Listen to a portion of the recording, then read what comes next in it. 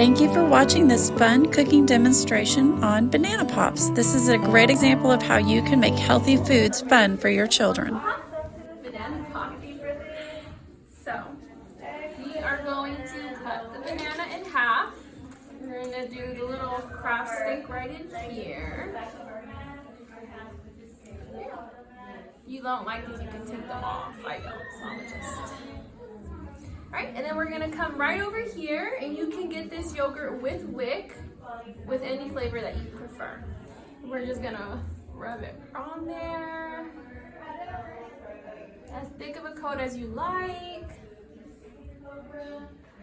Okay, once you have the yogurt all the way smeared, choose your favorite brand of cereal. These that we have on display are all ones that you can get with wick. And then you're just going to put it right here. I like to grab some and sprinkle it on top. And whoop, all set. So these are things that you can do with your children, something very easy to make fruits and veggies a fun thing to eat.